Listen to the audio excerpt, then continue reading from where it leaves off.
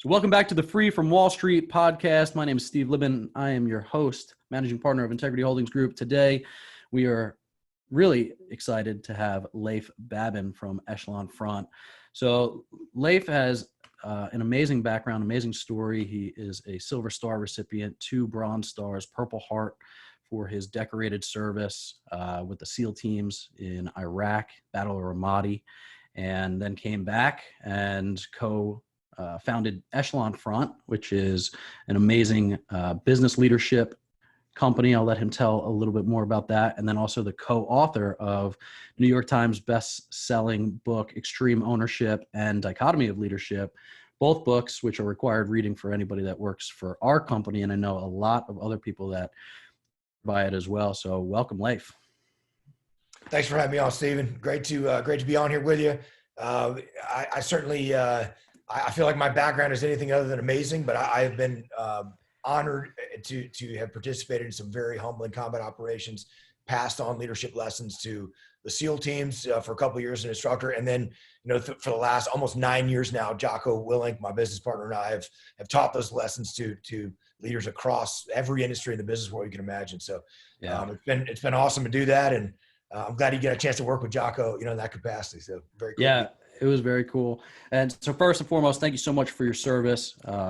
We've had a lot of servicemen and women on this podcast talking about their transition from military life to civilian life and what they've been able to do themselves to pivot from that very routine paycheck that they were used to getting to kind of getting out of their comfort zone and doing some investing and buying some real estate, flipping some houses, investing passively.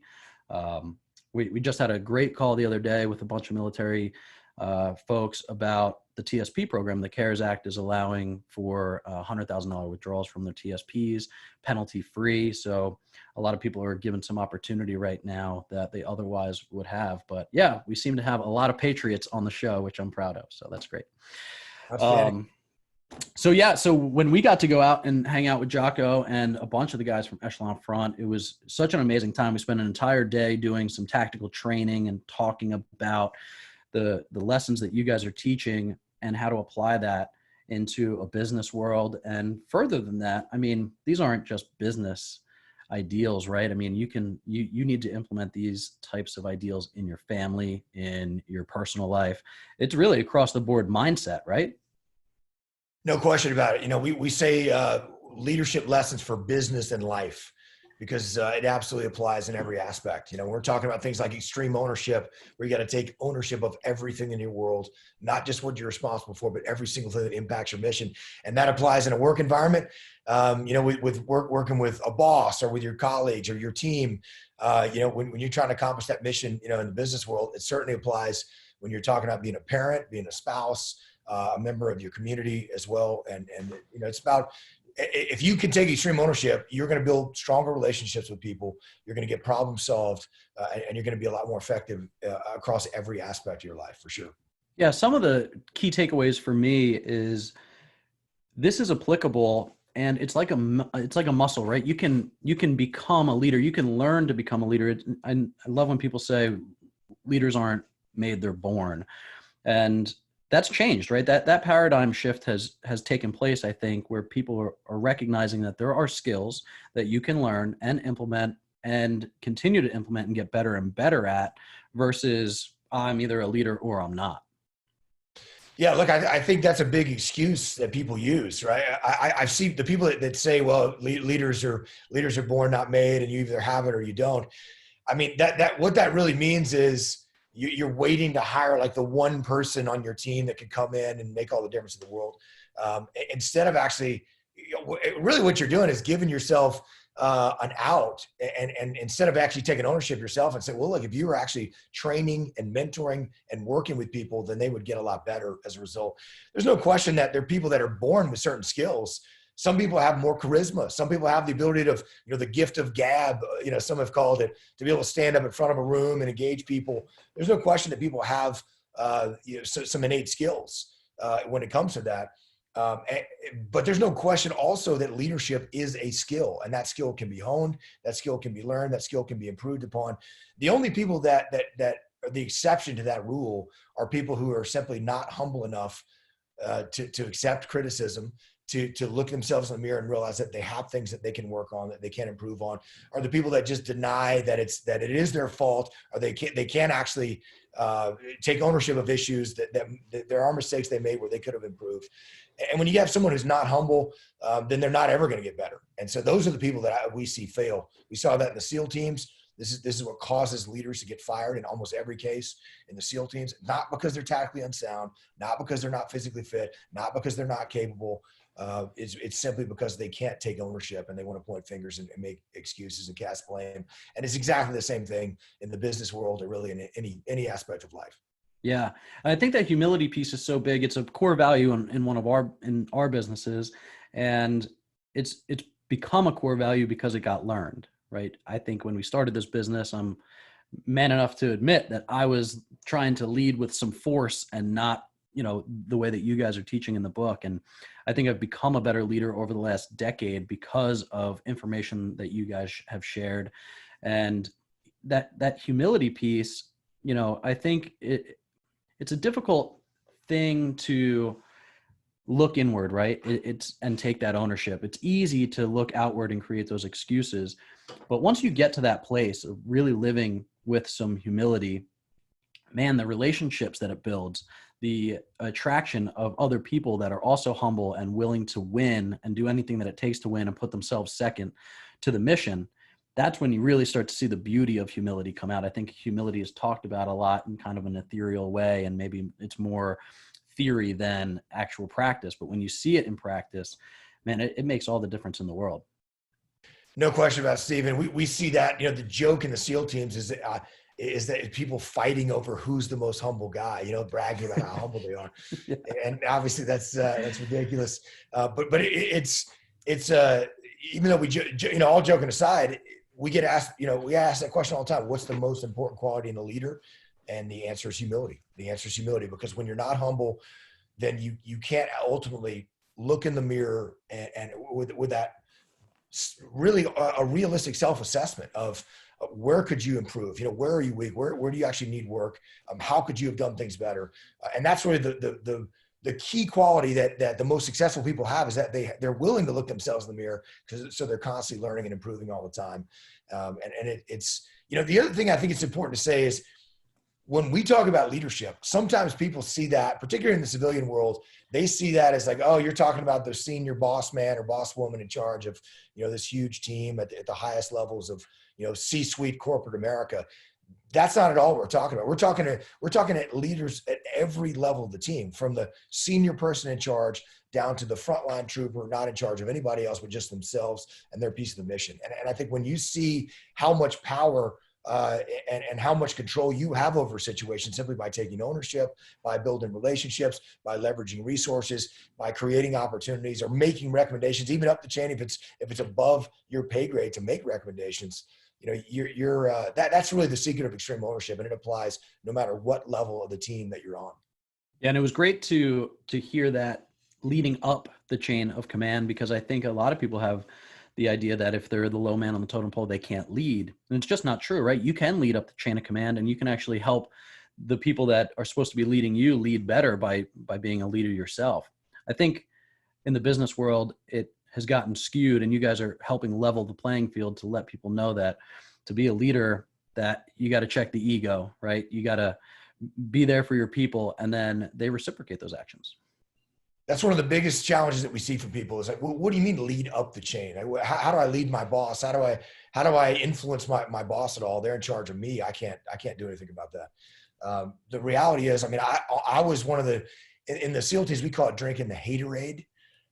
Just you're drinking the haterade just about how terrible the boss and your boss's boss is, up the chain. They don't get what's going on out here on the front lines. It's an attitude that I was probably the chief haterade drinker in Unit Bruiser when I was working with Jocko, the other guys there.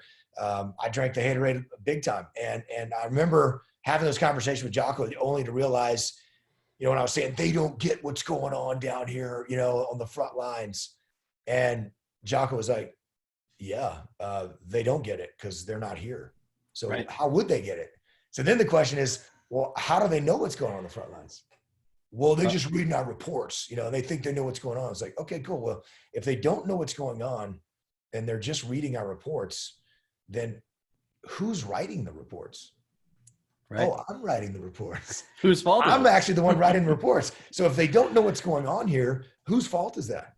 It's not their fault. It's my fault. And I obviously need to write better reports to articulate to them what actually is going on so they have the critical information that they need. And that's just an example of the power of extreme ownership. And once that was a light bulb that went off in my head, it was a total game changer. It was a total game changer for me because you realize, wow, I'm actually in control over the fact that they don't get it. And if they don't get it, it's actually my fault and I'm letting them down.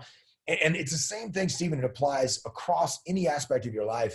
We see this a lot when if you and I are, whether let's say you're my neighbor, and we have a conflict, we don't like each other, you don't like me. And I think, well, what can I do about that? What can I do about that? Stephen doesn't like me. He's got a bad perception of me. I don't think that perception's accurate. So what can I do about that? Right. But when I actually look at this and say, well, Stephen's perception of me is incorrect, but that perception is based on my actions and I'm in control of my actions.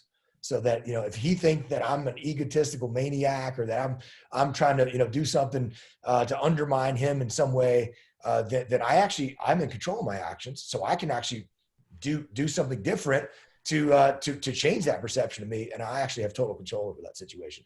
So this applies up the chain of command. It applies to, friends and neighbors. It applies to peers in the workplace. It applies to your kids, your spouse in any way, shape, or form. And I think that is the power of extreme ownership, to realize that stop making excuses, stop blaming other people. Because as long as I'm blaming you and saying it's all your fault and I can't control it, then the problem never gets solved. No one's ever going to solve that problem and so the problems persist and they generally get worse. Whereas as soon as I actually step up and I take ownership and realize I'm actually in control of this, I take steps to change your perception of me, but by taking different actions. Well, now we get the problem solved. We build a better relationship and the problem goes away. Yeah, I love it. Dave stood up when we had our seminar with you guys and he said, who's read the book? Everybody raised their hand. He said, okay, good. If you haven't read the book, I'm going to give you the abridged version. Everything's your fault, the end. And so quick story, my 6-year-old, she came upstairs, she was crying. The 2-year-old did something and I was jokingly said, everything's your fault. Right. And she looked at me and burst into tears. And I was like, oh man, that everything your fault. So that is real. Maybe a softer glove should be used when using it on a 6-year-old. So I don't know if you've ever told your kids that everything's your fault, but she's super sensitive. She started crying. My wife and I had a little bit of a conflict after that about me saying everything is your fault to my 6-year-old. And then she came immediately downstairs. I would push back on that because when you are saying everything is your fault, Stephen, what are you actually saying? You're actually putting all blame on her rather than you taking blame for something. And this is one of the biggest questions that we get. How do you get people to take ownership when they make a mistake, when they screw things up? How do you get them to actually take ownership of that? And the answer is very simple. You take ownership. And it's one of the biggest failings, even for people who've read the book, who live and breathe this stuff. I fail at this. And I can tell you, my wife will remind me with frequency when I start casting blame, make excuses, that I wrote a book called Extreme Ownership. And I was mistaken. So yeah, I mean, talking about the most extreme way to have to take ownership is by writing the book you guys wrote. Listen, this is the reality. It's hard. And that's why we say these things are simple, not easy. And here's an example with kids. So I've got a 5-year-old son. He's a lot like me. He's hard-headed. He's very hard-headed. He'll push back on things. And, when he's up late at night, because I let him stay up late, and I'll say, I'll be like, you need to just go to bed. You're out of control right now. And you're tired. You need to go to bed. I say, I'm not tired. He's like pushing back on me. We're going back and forth. And then I'll take a step back. I'll detach so I can actually see the bigger picture of things, think about it and say, you know what, son, this is my fault. I let you stay up too late. This is my fault. And I'm not going to do that again. Next time I'm going to make sure that you go to bed at your bedtime because clearly, you're too tired. And it's my fault for letting that happen. And when I actually do that, I'm watching in this 5-year-old, an amazing example of how well this stuff works. He because it actually is my fault. I'm not just saying it's not a Jedi mind trick. Right. No, it actually is my fault. I'm the parent. He's 5. It's right. Whether or not he goes to bed is entirely up to me, not him. So it's 100% my fault.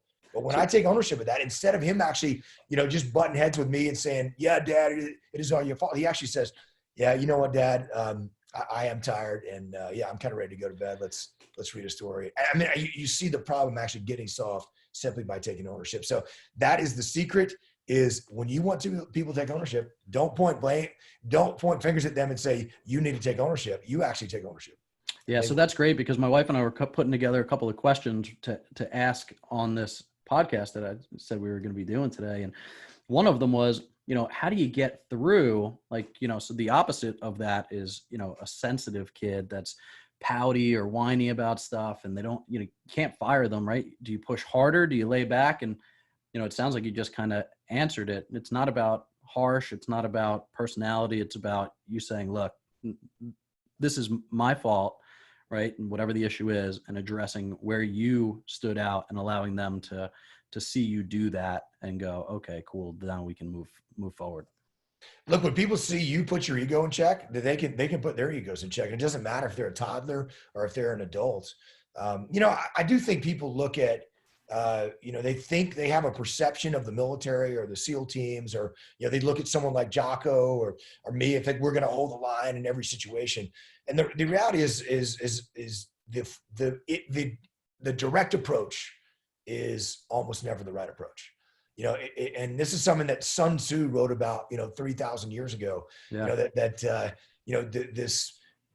The frontal assault on a hardened enemy position is going to be very costly and generally less effective. You want to use the flanking maneuver, coming from the side, coming from the back, approaching them in a way that they don't see. So that softer approach, the indirect approach, is almost always going to be the best way to approach things. Every human being is different, it's interesting when you go into these, a lot of leadership consulting firms, they like to use these psychological profiles and kind of put people in different boxes. And that's all well and fine. No factor. I mean, obviously there are similarities in people, but every single person is different. Every single human being is different. And so we say there's only 2 measures that matter: effective and ineffective. So, if you're communicating with your kids, with others in a way, you got to find a way to be effective. If you're not effective, then you got to find a way to be effective. And that is kind of you taking a subtle approach, using that, that indirect approach. I mean, think about it. If you're having a conversation with your wife, or your spouse, or anyone out there, and you can see that they're getting spun up or angry or agitated about something, what happens if you tell them to calm down? Right. What happens? Yeah. What's the outcome? Relax. Yeah. Relax. Yeah. You need to just settle down right now. I can tell you, for me, it delivers the opposite outcome. That's right. Right. The opposite outcome. So it's a whole lot better to take the indirect approach and say, I can see that happening. And so what I actually need to do is say, you know what? Hey, I can see there's a lot on your plate right now. Let me take this off. I can take the kids and take them outside for a little bit. Let me handle this problem. Hey, let me jump in there and do the dishes. Let me jump in here and actually solve this problem, or let me talk to the landscape, or whatever it may be in the most, seemingly, menial task. I can actually handle that problem so much better by the indirect approach, the direct approach, which is going to produce the opposite outcome of that I desire, and that's what's better for the entire team. So, that is just one small example, and it's the same thing with kids too. I've noticed, for me, my kids, I'll say, hey, it's bath time. Go get in the bath. Hey, I told you it's bath time. Go get in the bath. I'm not going to tell you again. I mean, I'll go through this, and then finally I realized, hey, my kids are like me. They're pretty competitive. So I was like, hey, who's going to be the first one in the bathtub tonight? Race to the top. I just throw it out there. All of a sudden it's a race. All of a sudden it's a competition, and they will be fighting and clawing, to get into the bathtub first. And and I just sit there and kind of smile. I don't even have to raise my voice. It produces the immediate outcome that I'm trying to deliver. Right. It's indirect approach, which is instantly effective, versus the direct approach, which is not at all effective. Because it immediately discipline. It immediately creates pushback. I mean, in almost every human being, right? It's like the harder I come at you, the immediate your defense mechanisms go up, and you go, I don't like this. I don't like to be told what to do. I don't like to be told this in this tone or this way. So yeah, it creates shutdown and panic. So let's pivot a little bit into COVID-19, coronavirus, May 15th, and people are dealing with a lot of new and different things. And I think that the principles in your book, I mean, we're circling back to kids a lot. I think people are stuck at home with their kids. They've become teacher, they've become disciplinarian, principal. People are working from home now. And I think that when you start to apply some of these new stresses in life, right? If people don't know that they're the leader of the family, or that they can, check your ego and make things simple, and you can do some of the principles that are in the book in your house.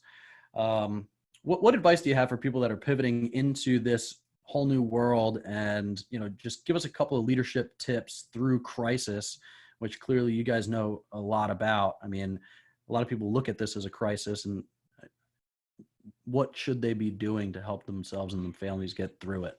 Absolutely. Well, first of all, it starts with taking ownership. When you're under pressure, it's easy to lose your cool. It's easy to get frustrated. It's easy to get angry, more so than you would otherwise when you're under pressure, when you're under stress, when you're not sleeping as well. When this is something we see on deployment. When you're locked in a small space and working in a camp with a group of guys, and you can get on each other's nerves by the end of that deployment after 6 or 7 months together. So same thing, obviously, with families, that are self-isolated in so many areas right now. So be aware of that. Take ownership. Rather than get frustrated with someone else, look at yourself first.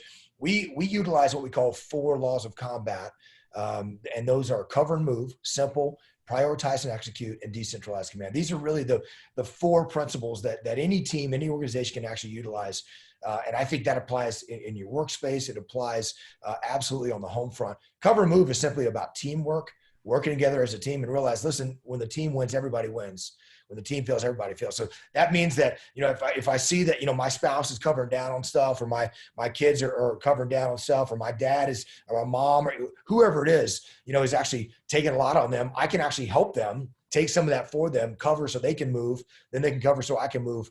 And really what that really is, to summarize cover and move, it's simply just about the recognition that it's not about you, it's about the mission. But the mission is first, and if the team wins, everybody wins. So I'm gonna do whatever I can to support the mission. Part of cover and move is the recognition that if you're saying that's not my job, then you don't understand cover and move, right? So because if you understand cover and move, then there's nothing that's not my job. I'm going to do whatever I can to help the team out in any way that I can. So that is a principle I think can help you very much so. On the home front as well as in the business front. Keeping it simple, keeping things simple as well. Communications have to be in a manner that's simple, clear, concise. The test for whether or not you've communicated effectively, and whether you're talking to your kids, whether you're talking to your spouse, whether you're talking to a colleague in a work from home environment, through text message or a phone call or a Zoom, meeting, is the test for whether or not you've done it right is that they get it. And if they don't get it, instead of getting frustrated and angry with them, look at yourself first, take ownership, and realize, okay, I've got to keep things simple, and I've got to communicate in a manner that's simple, clear, and concise. So that's a really important one as well. Prioritize and execute. When you've got 12 or 15 things buried down on you, this is a big one on the home front right now. People that are working from home and trying to take care of all they have to do, from a work perspective at home. Meanwhile, they're also having to homeschool their kids. They're having to actually, make time to do the things around the house they need to do and balance all those things. You've got to prioritize and execute. You got to be disciplined. You got to put together a schedule. You got to be able to follow those priorities, manage that schedule. And obviously part of prioritizing and execute as well is being flexible. So you can actually shift to different priorities. And then finally, decentralized command. So if you're trying to do everything and dictate to everybody what they should do, you're not going to be successful. So you've got to actually give the broad overarching guidance, which is what we call commander's intent in the military. This is the strategic goal we're trying to accomplish, and then allow people to step up to be able to come up with a plan on how they could best execute that. And that applies whether you're talking on the home front with that, kids homeschooling schedule. Let them come up with their schedule as much as they can. Make sure that it meets the parameters. Make sure that it meets the within the time constraints and the resource that you have. And the same thing too for your team. In a work from home environment. Here's the overarching goal. Let's talk about how we're going to actually execute that and give people ownership of that plan so they can step up and lead. Those things are going to be crucial to allowing you to be successful, both on the home front and from a business perspective. Yeah. And something that resonated with me when we were at your seminar too is, if I force my plan down your throat, right, and it's 100% got to be my plan, how well are you going to execute on my plan if you disagree with it, right? And you guys talked about this in the book a little bit. I'd rather have somebody that's going to do something 80% of the way that I would do it, but be 100% owned into their own plan, because they're going to go and make it work. How easy is it for them to come back to me and say, hey, your plan didn't work, dummy, right? Versus, this is my plan now, I got to take ownership of it. If it doesn't work, it's me that's looking at it as a failure. So they're going to work that much harder to make sure that that gets done. And being able to say, here's the goal, and let people figure out what their own plan is to get there. That was big for me to learn as a leader too, because we always think, I think as entrepreneurs and as business owners and leaders, that we're the only ones that have good ideas. But when you start to recognize that these amazing people that you've hired to go along this journey with you have better ideas often than you do as the leader, and you can give that up and let them go and run and watch them win on your behalf and win with you, it's huge. And they may come up with something that is, even a new guy in a SEAL platoon, it may come up with just bring in a new perspective and come up with a way to solve a problem that you've been dealing with in a way that you hadn't even thought about. That's way more effective. So rather than me dictate everything, who's the better leader? Me dictating everything and showing everyone that I'm in charge, or me allowing my people to come up with the most innovative and creative way to solve a problem, which then makes my team that much more effective. It makes me look like a rock star leader, right, when to allow that to happen. I mean, your point, Stephen, I think is a really great one, which is, if you dictate to me what the plan is and it's your plan, even if I have issues with the plan, you just say, shut up and go do it. I mean, as soon as we come up against an obstacle, man, that plan is going to fail. I mean, 100%, right? It's going to fail. Why? So I can go back and show you, Stephen, see, you didn't think of this. That's Whereas right. if you let me execute with the 80% solution, I come up against an obstacle, I'm going to figure out a way around that obstacle. I'm going to come back to you and say, hey, Stephen, here's what we did, in order to overcome this. There's a much greater chance that we figure out a solution to solve the problem and then we're overall successful. Even if your solution was 100% and mine's only 80%, man, you want to let your people run with stuff for sure. Yeah. And it's no different for kids too. If I let my kids come up with how they're going to execute a plan and it's their plan, it's the greatest thing in the world. My son, who's 5, as I said before, we do these workouts. Jocko has, the Warrior Kid book series, and so my son has read those, and we were doing this Warrior Kid workout, like deck of cards workout, where you assign, each suit in the deck of cards is assigned different exercises. And I try to get my son to work out with me all the time. He'll push back. He'll say, I don't want to do it. I'm tired. I don't feel like it. I just let him come up with a plan. And we must have erased, he assigned diamonds was push-ups, then diamonds was jumping jacks, then diamonds was squats, then diamonds was lunges. We went back and forth. I was getting a little impatient, but I suppressed that. Right. I let him come up with a plan. He did the entire workout with me for the first time ever, didn't quit on it, kept going because it was his plan. And it's just one small example of how effective that is when you let people actually come up with that and go execute. So let's bring it in for a landing. Last thing we want to talk about is something that we were talking about before the show started, which was in this new paradigm, new normal, people need to innovate and adapt, right? So talk to us a little bit about why we should be constantly doing that, not just during times of crisis, but constantly looking on ways to innovate and adapt and win, and how people can start to implement that today. Yeah, this is such a challenge for people, which is what I love, the message of your podcast here, Stephen, that you're trying to get people to innovate, adapt, think outside the box, from maybe how they might have invested in the past and the things they might have done previously. There are a lot of people that are waiting to I'm just going to wait till we go back to the new normal, and we were talking about with just local restaurants that we see, the ones that have instantly jumped into hey, okay, we can't have people in the restaurant right now. So, we're doing curbside, deliveries, and we're going to innovate and adapt. We're going to get a great website that's user-friendly and easy to use. And those restaurants have thrived. Meanwhile, the ones that were hey, you know what, we'll just wait till it opens back up and everything goes back to the way it was before. And those restaurants may never open back up because they can't survive this. So I think what you have to do is realize, look, we're in a different environment. The world may never go back to the way it was 4 months from now. Now there will be some balance. We won't be locked in our homes, in a self-isolating mode for forever. So we need to be in a position to take advantage of that.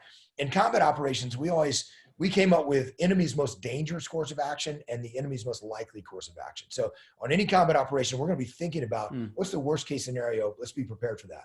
And then we're thinking about what's the likely scenario that we see happening, and let's be prepared for that. So I think if you think about those contingencies, that's going to prepare you to be able to take advantage of opportunities. Okay, worst case scenario. Okay, we're 6 months from now, we're still locked at home, self-isolating. We've had another spike in COVID-19, issues.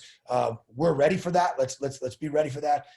But let's say the markets do go back to more of a normal pace, and we're back in action. Let's say a treatment comes out for COVID-19 and it totally changes the game, and now we're not even really worried about this anymore in the way, from a mortality perspective that we were, today right. and a few weeks ago. So that is, we're prepared for those contingencies and ready. So you got to constantly innovate and adapt all the time. You don't see that in movies and books as often. And this is something that was a crucial thing for us in task unit Bruiser, our SEAL task unit. Every single combat operation we came back from, we dropped our gear, we sat in the mission planning space, and we talked about what went right, we talked about what went wrong, we talked about what's the enemy doing now that we could adapt our standard operating procedures and really try to take advantage of something that they're doing to try to mitigate some risk in some way. That was crucial to our success. Everyone should be doing that all the time. And obviously, as frustrating as things are, when you're in a work from home environment or you're in the social distancing kind of self-isolating modes that so many of us are in, there are real opportunities to reach out, to look for opportunities. There are companies, even though some companies are getting crushed, like in the retail space right now, or in the oil industry, with demand signal being way down. There are other companies that are absolutely thriving. So obviously there's opportunities everywhere. And so you've got to detach, you got to be able to stop thinking about the way things were and look for opportunities going forward. And I think there's many, many opportunities out there.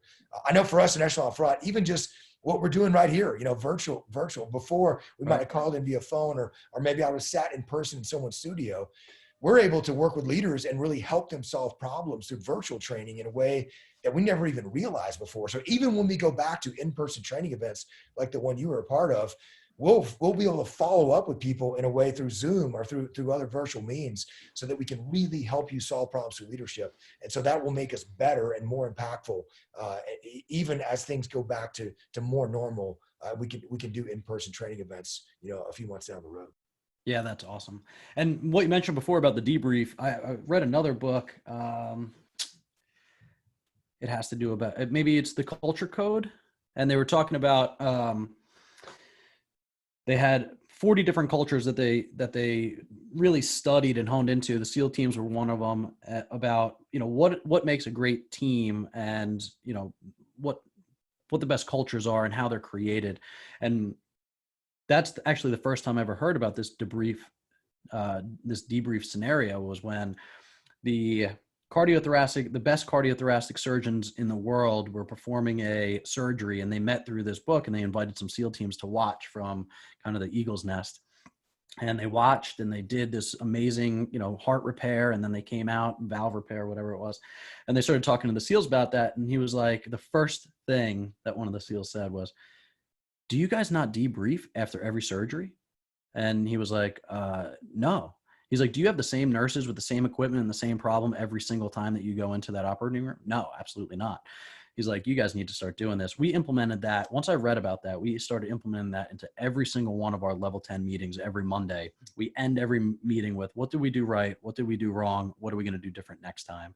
And wow, does it uncover some real incredible things that maybe you're not even asking about, or maybe you don't recognize, but to take that 10, 15 minutes and to really dig into, hey, what did we do right and celebrate it? What did we do wrong and fix it? And what should we do different next time to be better?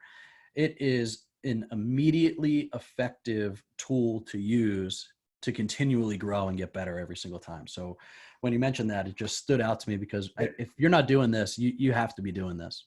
There's no question, Stephen, it's game changer. It's absolute game changer. But I would say this, it's only effective if you are honest with yourself. That realistic, honest assessment that I was talking about earlier. This is why humility is the most important quality in a leader. Because we see companies that will implement this, and particularly at the big, kind of the big corporate world, and they want to just if they want to just talk about how awesome they are, and like, Right. let me showcase how great my team was in front of my boss. Yeah. When I'm like, man, look, that's not what this is for. If you're not actually taking a look at where you can improve, then there's no point in even doing it. And once you see the leadership on any team, whether it's entrepreneurs on a very small team, or whether it's a larger corporate team, once you see leaders taking ownership and saying, I should have done this better. I could have done a better map study here, or could have done better to coordinate, with this other unit we were working with, Right. prior to us launching. Then all of a sudden, everybody at every level of the team is stepping up and taking ownership and solving problems. And you've got a team that's actually, they're learning and growing and adapting, and they're getting better and better and better with every iteration. It's not that they're ever mistake free, but you're learning from mistakes and growing from those mistakes. And your team is going to run circles around every other team. And when you start to implement this, it might be difficult in the beginning as a leader. So what we did is we said, hey, I don't think we have this culture that we want of extreme ownership. So we need to start doing that. And we would begin, now we had a bigger team at the time, 10, 15 people. And we would begin every weekly meeting with, hey, here's where I blew it in the past week. I've kept track of it. And here's where things that I messed up on. And it was just inward, right? We stopped pointing outward to say, hey, you dropped the ball on this. And it took probably a month of these weekly meetings before somebody else jumped in and said, hey, this is where I blew it last week. And then over time, it just continued to be that humble thought process around the table of like, well, let me think what I did wrong and present it to the group versus hiding that information, which is, I think, kind of what most people want to do. That's the standard human condition, no doubt. When you have this culture of saying, hey, let's bring up what I did wrong and not what you did wrong, and people start looking inward and start taking that next level of accountability, that's a game changer. And this is what I was talking about with extreme ownership, Steven. So let's say we're debriefing on some project that we just completed, and you screwed something up and you didn't deliver, a key piece of that project on time or within budget or whatever it was. If I come at you and be like, Steven, you screwed this up and you need to fix that. This is exactly what I'm talking about. What are you going to do? You're going to push back at me. You're going to point fingers at me. We're not actually going to get to the root of getting that problem solved. Whereas if I actually, and if I'm in charge of this team and you didn't deliver something, ultimately it is my fault. So if I truly believe that, then what I'm going to say is, listen, Steven, we didn't, that key task didn't get done. And I didn't do a good enough job explaining to you why that was important, of making sure that you had the training and resources necessary to complete that task, and really tracking with you and following up with you early enough to where we can make sure that we could get some of those problems solved, even with some of the setbacks. I'm going to do a better job of that going forward. And your reaction, instead of being just like with your kid we were talking about earlier, instead of you being like, you're right, Leif, that is all your fault, you're actually going to say, you know what? No, I should have reached out earlier. I realized this was going to be a problem, and I'm not going to let that happen next time. So we're actually going to get that problem solved. We're going to put together a plan to make sure that problem gets solved next time, and we're not going to have that issue again. Yeah. My wife did ask me when I was going to come out with the children's book, Everything Is Your Fault. And so I said, we should probably work on that together. Well, listen, Leif, all incredible stuff. If you haven't gone out and gotten the book, Extreme Ownership, go get it. The follow-up to that, Dichotomy of Leadership, I think is so important as well. Because the principles that you guys lay out, there's nuance to it, right? It's not a hard and fast line. There's a lot of gray in it. And that's what Dichotomy of Leadership is really covering.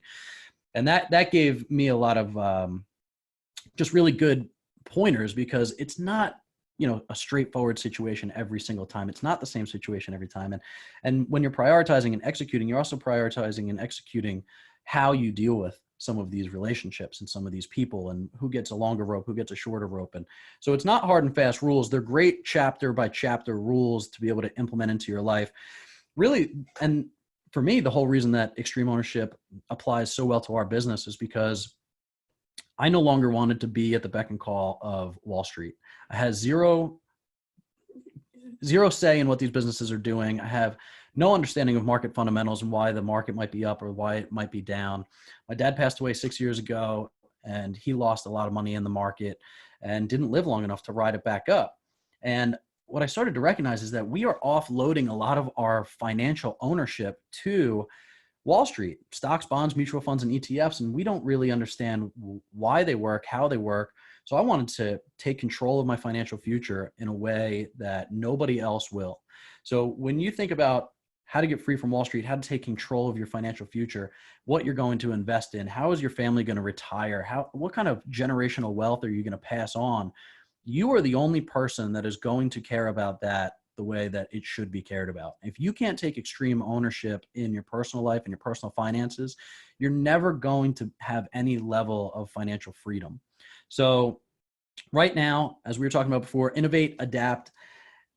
You can right now do all kinds of things that you were not able to do before. Penalty-free withdrawals from 401ks and TSPs. You can do all kinds of things in terms of investing and getting away from the volatility of the market. You can do all kinds of things in your family to make those relationships stronger and better. So this quote unquote crisis is a huge opportunity to really capitalize, take extreme ownership of your life and your finances, and just really figure out what Echelon Front is teaching business owners and leaders and how to apply that into your life.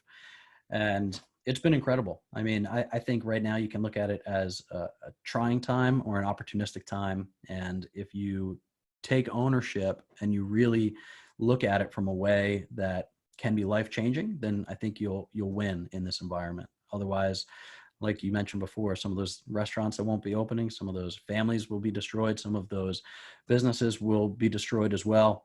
But on the converse, you can really win during a time like this. And, you know, you're showing us how to do that. We really appreciate it.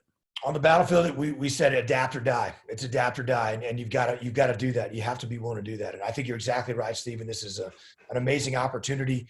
Yeah, there's certainly some challenges. I don't want to make light of those challenges. Right. This is a deadly disease we're dealing with, for sure. But there's some awesome opportunities out there, and you just have to be willing to free your mind, detach, and see the bigger picture rather than try to focus on, when do we get back to the way things always were. That's right. Well, Leif, awesome talking to you, man. Really appreciate all of the amazing tips and tricks. If people want to reach out, who's the ideal client? Who should they reach out to? How do they get in touch with you guys? They can contact us through the website, echelonfront.com. And, really for us, it's we just launched an EF online training program. So we have an online training program now. We're doing multiple webinars a week where we put out some information. We answer questions from leaders. So if you want to come check out what we're doing, we'd be excited to have you. Anyone who's interested in improving themselves in any capacity, no matter what level of leader they are in any organization, all the way down to the front line, individual contributor or individual entrepreneur not in charge of themselves, or just in charge of themselves and their piece of the mission. Love to have you. We're excited to work with any leaders in any capacity. Yeah, we're taking the whole team to the next muster, so we're excited, and I think it's going to be pretty cool to wake up that early and work out with you guys too. So we're stoked. Looking forward to it. Yeah, me too. Thanks, Leif. Take care. Thank you.